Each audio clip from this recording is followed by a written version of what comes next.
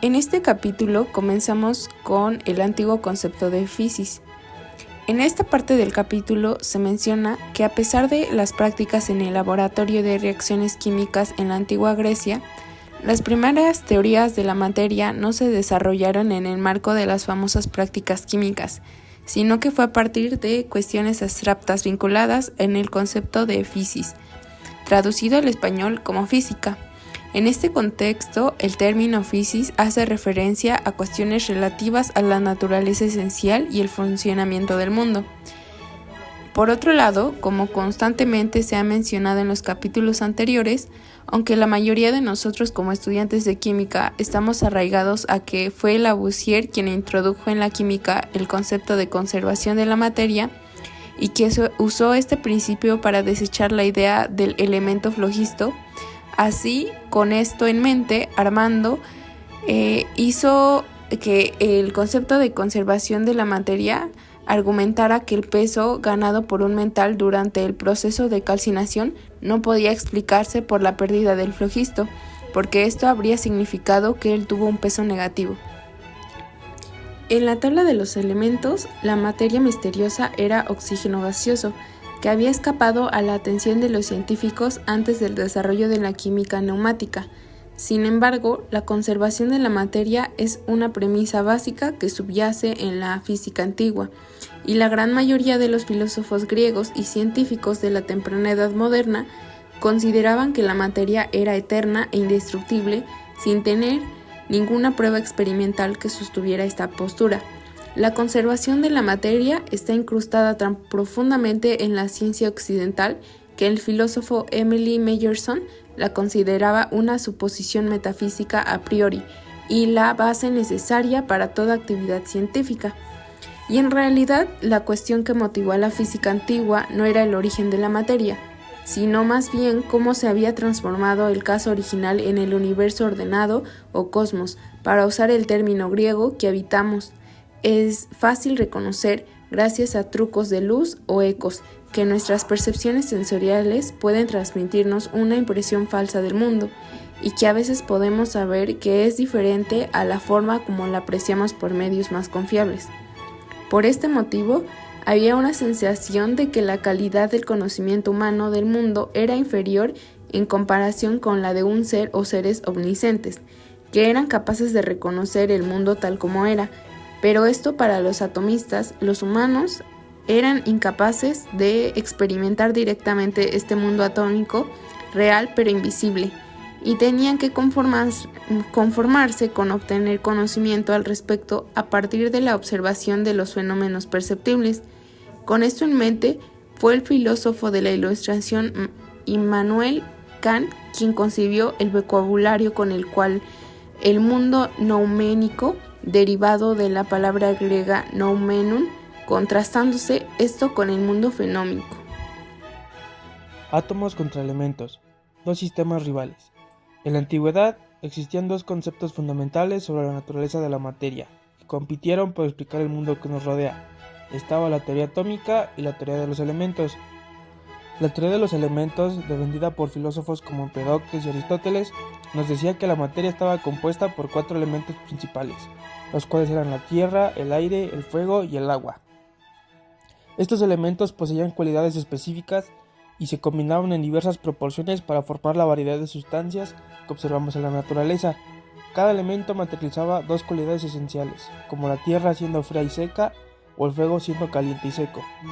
Esta visión cualitativa de la materia se basaba en la idea de que los elementos eran entidades con propiedades intrínsecas que influían en las mezclas en las que participaban. Por otro lado, la teoría atómica, desarrollada por filósofos como Epicuro y Lucrecio, proponía que la materia estaba formada por unidades indivisibles y eternas, las cuales estaban llamadas átomos. Estas partículas se combinaban de diferentes maneras para crear la diversidad de sustancias que percibimos en el mundo. Para ellos, las propiedades de las sustancias surgían de la forma y posición de los átomos, y no de sus cualidades inherentes de los elementos primordiales. Esta perspectiva era más cuantitativa y mecanicista de la materia, se centraba en explicaciones mecánicas para los fenómenos observados en la naturaleza. La rivalidad que existía entre estas dos concepciones filosóficas se centraba en la naturaleza de la materia, que era continua y heterogénea en el caso de la teoría de los elementos, o que era discreta y homogénea en el caso de la teoría atómica. Mientras los defensores de los elementos enfatizaban las cualidades inherentes de los elementos y su papel en la creación de mezclas, los atomistas destacaban la idea de unidades mínimas y la importancia de las leyes que regían la combinación de átomos. Esta rivalidad persistió a lo largo de la historia de la ciencia, influyendo en el desarrollo de disciplinas como la física y la química. Mientras la teoría de los elementos se enfocaba en la naturaleza cualitativa y continua de la materia, la teoría atómica introducía la idea de unidades discretas e indivisibles que se combinaban para formar la diversidad de sustancias en el mundo. La influencia de estas dos corrientes de pensamiento se extendía hasta la actualidad, donde la física y la química han integrado elementos de ambas teorías en sus modelos explicativos. La física moderna, con su enfoque en partículas elementales y fuerzas fundamentales, hereda la idea de unidades mínimas de la teoría atómica, mientras que la química, al estudiar las propiedades y transformaciones de las sustancias, mantiene ciertos aspectos de la concepción elemental de la materia. La síntesis de estos enfoques ha enriquecido nuestro entendimiento del mundo material, permitiéndonos avanzar en campos como la nanotecnología, la física de partículas y la química de materiales. La coexistencia de perspectivas diversas, desde la visión discreta de los átomos hasta la concepción continua de los elementos, nos recuerda la complejidad y la riqueza de la naturaleza, así como la importancia de mantener un diálogo abierto entre diferentes tradiciones científicas. ¿Es aristotélica la química? La teoría de los principios de los 4 elementos de Aristóteles presenta características que podrían justificar su continuidad en la química moderna. Su pluralismo sugiere que aunque se pueden reducir la diversidad natural a unos pocos elementos diferenciados, no hay solo un tipo de materia universal. Además, la idea de cualidades perdurables de los elementos, según Aristóteles, puede ayudar a explicar diversos fenómenos químicos.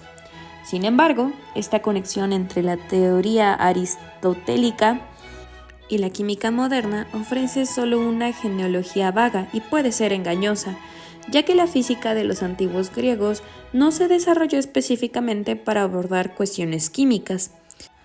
Aunque la alquimia medieval podría haber seguido en cierta medida el enfoque filosófico aristotélico, el conocimiento químico experimental y teórico del Renacimiento no se alineaba bien con las concepciones aristotélicas, lo que llevó a un desarrollo más ecléctico de la química durante un tiempo. La aporía de la mixtura. Para Pierre de Hume, la química era heredada de la filosofía aristotélica, no solo porque Aristóteles había expresado el problema central de esta ciencia o algunos conceptos mencionados en capítulos anteriores, sino porque también propuso una solución para lo que había caracterizado como el enigma de la mixtura, o como ahora lo podemos conocer en la actualidad como la homogeneidad. En su tratado de la generación y la corrupción, Aristóteles consideraba el asunto de la mezcla genuina de diferentes cuerpos una posibilidad completamente rechazada por algunos filósofos. Esto también posiblemente se debía a la teoría del átomo. Aunque una mezcla así podría parecer una mixtura visible para una persona normal, la heterogeneidad de la mezcla no podría escaparse al ojo del lince, como se menciona en el capítulo. Sin embargo, el surgimiento de una nueva materia implica que los ingredientes ya no coexisten dentro de la mixtura. Aristóteles evitó esta aparente contradicción, distinguiendo entre lo potencial y lo real en este tipo de situación. Aunque los elementos que entran en la mixtura pueden dejar de existir en sus estados reales como elementos, mantienen el potencial relacionado con su naturaleza como elementos, lo que significa que siguen existiendo en la mixtura genuina, incluso cuando su presencia es indetectable.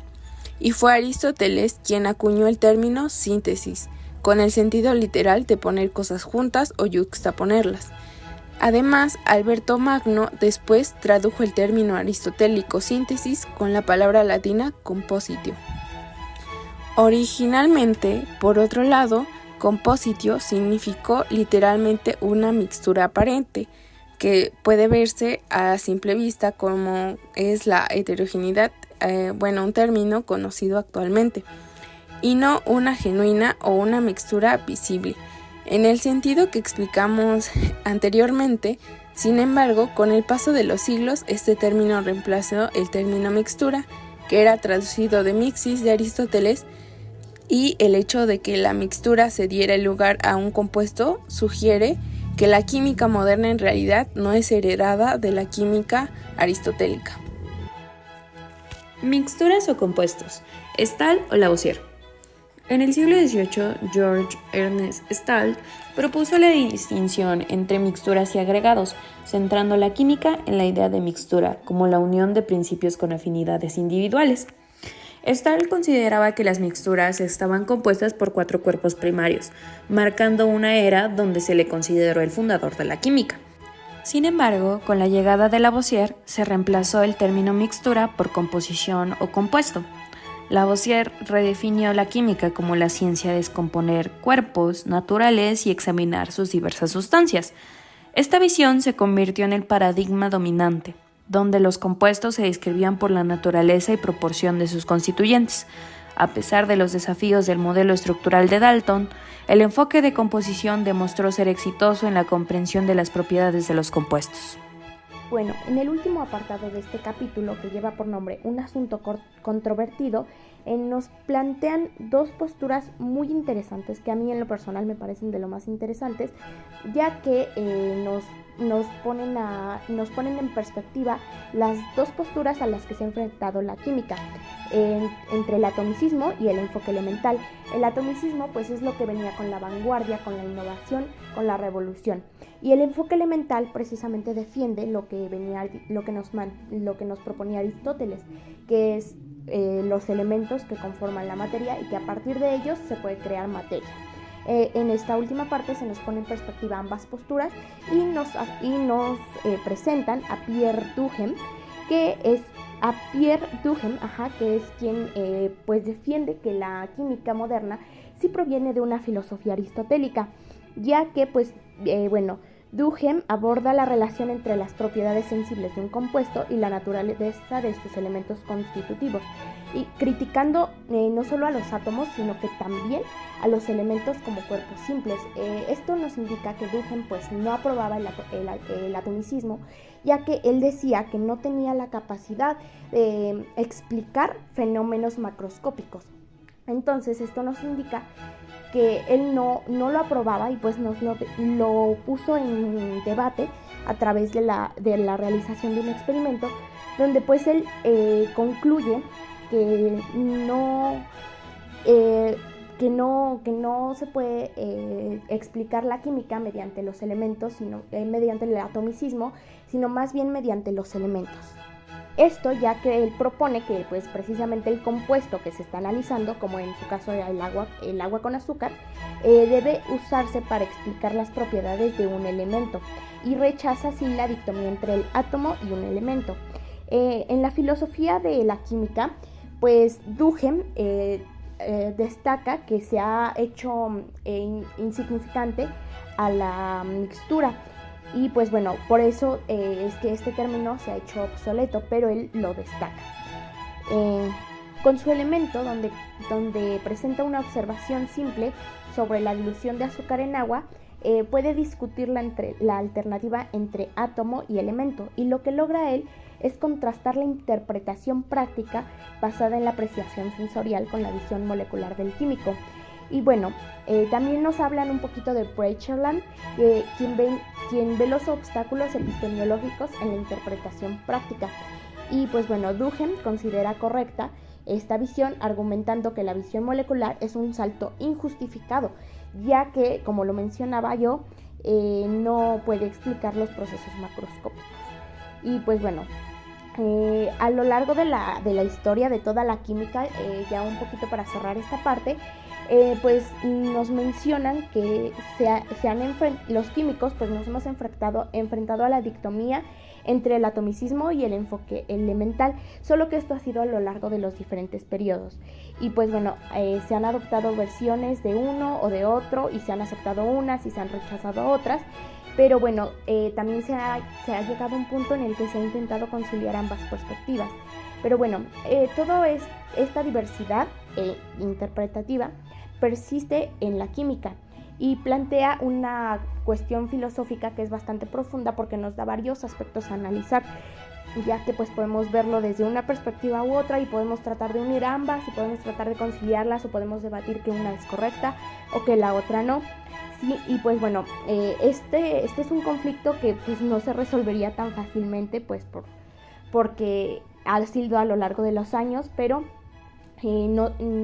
aquí nos aclaran que no se pretende resolver esta parte, pero sí es un poquito interesante y me parece muy importante que nos pongamos a pensar sobre esta parte de dónde viene la química moderna, de qué perspectiva nos podemos agarrar. Y pues bueno, toda esta experimentación y estos argumentos me han parecido de lo más interesantes porque nos ponen a pensar realmente en la naturaleza de la química.